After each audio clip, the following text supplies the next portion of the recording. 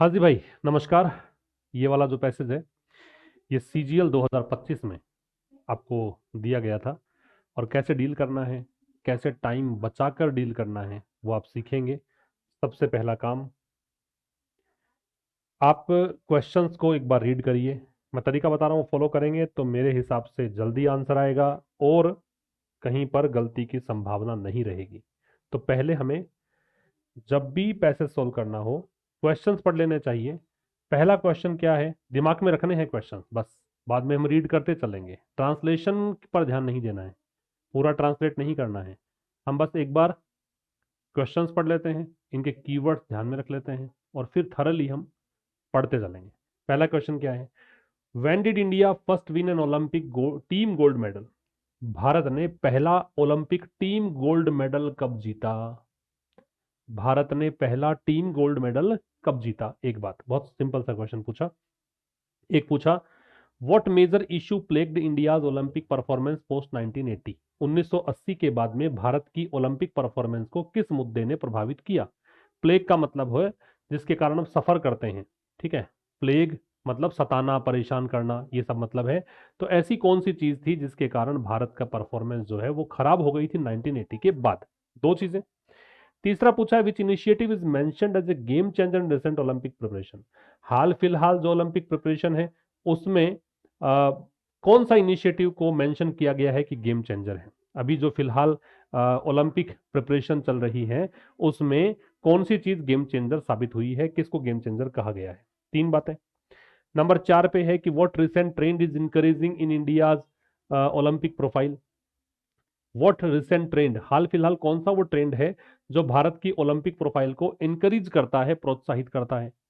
फिर पूछा है कि इंडिया के ओलंपिक एस्पिरेशंस, भारत की जो महत्वाकांक्षाएं हैं ओलंपिक को लेकर, वो व्हाट इज इंप्लाइड अबाउट, उसके बारे में क्या कहा गया है? इंप्लाई मतलब होता है हिडन मीनिंग, ठीक है, जो बात स्पष्ट नहीं दे रखी लेकिन दे रखी है। तो वो कौन सी चीज है जो यहाँ पे भारत के ओलंपिक एस्पिरेशंस के बारे में दी हुई है, इंप्लाइड कौन सी है? क्लियर है मेरी बात? तो एक तो पूछा टीम गोल्ड मेडल कब जीता, पहला। फिर पोस्ट 1980 ऐसा क्या हुआ, है ना, पोस्ट 1980 ऐसा क्या हुआ जिसके कारण भारत जो है मतलब सफर करने लग गया, ओलंपिक में परफॉर्मेंस प्रभावित हो गई। एक गेम चेंजर कौन सा है वो बताना है, ठीक है, क्या चीज है जो गेम चेंजर साबित हुई। एक है भारत की ओलंपिक प्रोफाइल को कौन सा हाल फिलहाल का ट्रेंड एनकरेज कर रहा है, और एक है कि भारत की ओलंपिक एस्पिरेशंस के बारे में क्या इंप्लाइड है, क्या उसमें निहित अर्थ है। ठीक है, ये सब निकालना है आपको। आइए, बहुत ही आसानी से हम इन चीजों को निकाल लेंगे। आप मेरे साथ साथ पढ़ते चलिए, बस समझ में आ जाए इतना ही पढ़ना है। ऊपर ऊपर से पढ़ना है, समझ में आ जाए इतना ही पढ़ना है। ऐसे नहीं पढ़ना कि आप पूरा पूरा ऐसे लिटरल ट्रांसलेशन की ओर चले जाओ। ऐसी अप्रोच नहीं लगानी है आपको, ना एग्जाम में ना यहाँ। देखो, ये इसी को बोलते हैं कर्सरी दृष्टि से देखना। कैसे देखना है? कर्सरी व्यू लेना है। कर्सरी व्यू का मतलब क्या है? कर्सरी व्यू का मतलब है ऊपर ऊपर से पढ़ना, ठीक है। तो क्या कह रहा है, इंडियाज ट्राइस्ट, ट्राइस्ट का मतलब मीटिंग होता है, मिलन होता है, ठीक है। कुछ वर्ड्स बता दूंगा मैं आपको। India's tryst with the Olympic Games began in 1900। 1900 की सदी थी, 1900 का समय था, इस ईस्वी का समय था जब भारत का ओलंपिक गेम्स के साथ मिलन शुरू हुआ। इस समय हुआ क्या था, नॉर्मन प्रिचर्ड एक ब्रिटिश इंडियन एथलीट था जिसने 2 सिल्वर मेडल जीते थे एथलेटिक्स में, ठीक है। अभी पूछा क्या था, प्रश्न पूछा ये था कि टीम गोल्ड मेडल कहाँ जीता था, टीम वाला, ठीक है। यहाँ तो मेडल जीते हैं, सिल्वर मेडल जीते हैं, टीम वाली बात नहीं है, इंडिविजुअल है। हाउ एवर, हालांकि इट वॉजेंट अंटिल द 1928, लेकिन 1928 तक ऐसा नहीं हुआ। 1928 में क्या हुआ, Amsterdam Olympics that, Amsterdam Olympic का नाम है। तो एम्स्टर्डम में जो ओलंपिक्स थे उसमें क्या किया, India emerged as a formidable force. भारत एक बहुत ही पावरफुल, फॉर्मिडेबल का मतलब होता है पावरफुल, भारत बहुत ही पावरफुल एक फोर्स के रूप में उभर कर आया हॉकी में और अपना पहला टीम गोल्ड जीता। पहले क्वेश्चन का आंसर आ गया। जैसे ही आंसर आ जाए पहले आप उसको टिक करेंगे, क्योंकि हमें अल्टीमेटली परीक्षा में मार्क्स लेके आने होते हैं, उसी के लिए ही हम ये सब कर रहे हैं। मार्क्स के अलावा तो और कहानी क्या है। तो पहला क्वेश्चन जो आपका था कि भारत ने पहला ओलंपिक टीम गोल्ड मेडल कब जीता, 1928 में, एम्स्टर्डम, ये आंसर आ गया। आगे बढ़े, आगे क्या कह रहा है देखो। आगे कह रहा है कि what followed was a golden era, इसके बाद स्वर्णिम युग आया, ठीक है। Where the Indian men's hockey team dominated the Olympic arena, जहां पे एरेना मतलब होता है फील्ड या डोमेन, क्षेत्र। फिर भारत की जो हॉकी टीम थी उसने डोमिनेट किया ओलंपिक में with 8 gold medals, 8 gold medal जीते इन वर्षों में। एन अनमैच्ड लेगेसी, ये एक ऐसी विरासत थी, लेगेसी मतलब विरासत, हेरिटेज कह सकते हैं उसको। ये एक ऐसी विरासत थी जो अनमैच्ड थी, अतुलनीय थी, ठीक है। डिस्पाइट दिस अर्ली एक्सीलेंस, अब ये शुरुआत में तो बहुत अच्छी उत्कृष्टता भारत को मिली 1928 से लेकर 1980 तक। एक प्रश्न था 1980 के बाद क्या हुआ, उसका आंसर आ रहा है, India's Olympic journey has been riddled with. Riddled with का मतलब होता है फिल्ड विद, भरा हुआ होना। क्या मतलब है? फिल्ड विद, भरा हुआ होना। भारत की जो ओलंपिक जर्नी है वो भरी हुई है किससे? इनकंसिस्टेंसी, अनियमितताओं से। इनकंसिस्टेंसीज क्या होता है? इरेगुलरिटीज, इरेगुलरिटीज, ठीक है, अनियमितताएं। फिर भी अगर ये वर्ड नहीं भी आए तो भी आप ऊपर ऊपर से पढ़ के भी आंसर निकाल ही सकते थे, बहुत आसान सी चीजें थी। पोस्ट 1980, 1980 के बाद कॉन्स्पिकस, कॉन्स्पिकस का मतलब होता है क्लियर, कॉन्स्पिकस क्या होता है? क्लियर, स्पष्ट। 1980 के बाद एक कॉन्स्पिकस मेडल ड्राउट, ड्राउट मतलब सूखा, कमी, स्कैरसिटी कह सकते हो, कमी। 1980 के बाद क्या हुआ? एक स्पष्ट सी मेडल का सूखा पड़ा, ग्रिप द नेशन, उसने जकड़ लिया, मतलब 1980 के बाद भारत को मेडल मिला ही नहीं। एक्सपोजिंग सिस्टमेटिक इनएफिशिएंसीज, इससे समझ में आया कि भारत में सिस्टमेटिक इनएफिशिएंसीज हैं, अकुशलताएं, मतलब क्षमता भारत में नहीं है। कौन सी वाली? सिस्टमेटिक दिक्कतें हैं। कौन कौन सी? लैक ऑफ इंफ्रास्ट्रक्चर है, आधारभूत ढांचे की कमी है, एडिक्वेट ट्रेनिंग, ट्रेनिंग में अपर्याप्त ट्रेनिंग है, minimal grass roots scouting, scouting का मतलब है टैलेंट हंट, टैलेंट हंट मतलब प्रतिभा खोज, और भारत जो है वो ग्रास रूट लेवल पर टैलेंट हंट नहीं कर पा रहा है, प्रतिभाओं को नहीं खोज पा रहा है, ये समझ में आया। तो 1980 के बाद वाले प्रश्न को लेके चलते हैं। सेकंड क्वेश्चन, कि ऐसा कौन सा मेजर इश्यू है जिसने भारत की 1980 के बाद परफॉर्मेंस को प्लेग किया, परेशान किया?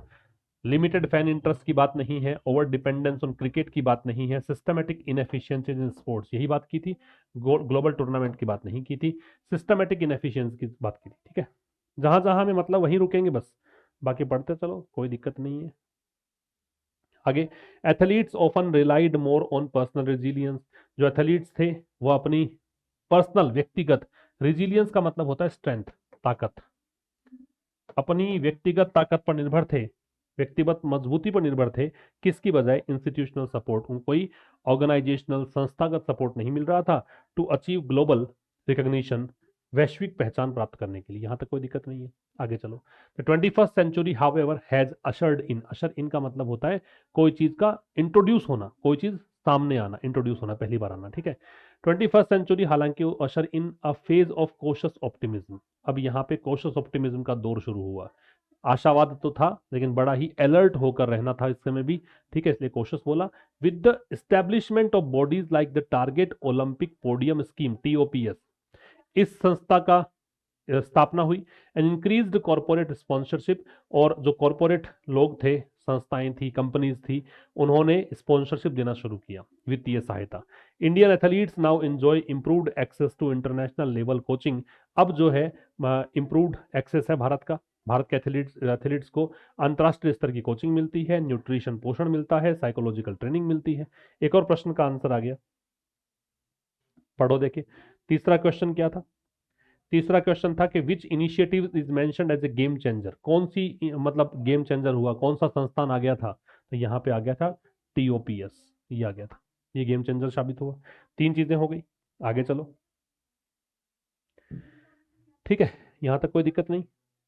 इसके बाद देखो, द मेडल टेलीज, दो मॉडेस्ट, मॉडेस्ट का मतलब विनम्र भी होता है, मॉडेस्ट का मतलब कम भी होता है। मेडल टेली में मेडल कम थे, फिर भी have seen an upward trend, इसमें अपवार्ड ट्रेंड देखने को मिला, ऊपर की ओर गई टेली ये, symbolised by Neeraj Chopra historic gold in javelin at Tokyo. यहाँ तक कुछ पूछा नहीं है तो छोड़ दो। व्हाट इज मोस्ट हार्टनिंग, सबसे ज्यादा इंक्रीजिंग क्या है? हार्टनिंग का मतलब होता है इंक्रीजिंग, मतलब प्रेरित करने वाली चीज, प्रोत्साहन वर्धन करने वाली चीज, वो है डाइवर्सिफिकेशन ऑफ स्पोर्ट्स, ठीक है। स्पोर्ट्स का डाइवर्सिफिकेशन होने लग गया, ये प्रोत्साहित कर रही थी चीज, कि पहले केवल हॉकी हॉकी की बात कर रहे थे, अब डाइवर्सिफिकेशन हो गया। No longer confined to hockey, अब केवल हॉकी तक लिमिटेड नहीं है, कन्फाइंड टू का मतलब होता है लिमिटेड होना, तो केवल हॉकी तक लिमिटेड नहीं है, रेसलिंग और कुश्ती तक कन्फाइंड नहीं है। India is now making strides, strides का मतलब है प्रोग्रेस। अब भारत प्रोग्रेस कर रहा है, किस क्षेत्र में कर रहा है? Discipline like badminton, shooting, boxing and athletics, in spheres में। इक्वली नोटवर्दी, नोटवर्दी मतलब नोट करने योग्य है, is the rising representation and success of Indian women athletes. अब भारत की महिलाएं भी आगे आ गई हैं, वो frequently been the torch bearers. Torch bearer का मतलब होता है पथ प्रदर्शक, मार्गदर्शक, गाइड कह सकते हो, इन रिसेंट ओलंपिक आउटिंग। तो जो ओलंपिक में टीम बाहर गई, आउटिंग का मतलब बाहर जाना। यट चैलेंजेस रिमेन, अभी भी चुनौतियां हैं शेष। The transition from potential to podium demands.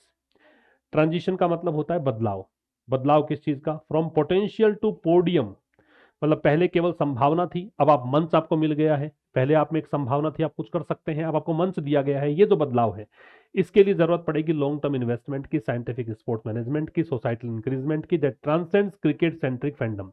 अभी तक तो भारत में जनता जो है क्रिकेट की प्रशंसक है। फैंडम मतलब बीइंग फैन, मतलब प्रशंसक होने की जो स्थिति है उसको फैंडम बोलते हैं। तो इससे बाहर जाने के लिए इन सबको जरूरत पड़ेगी।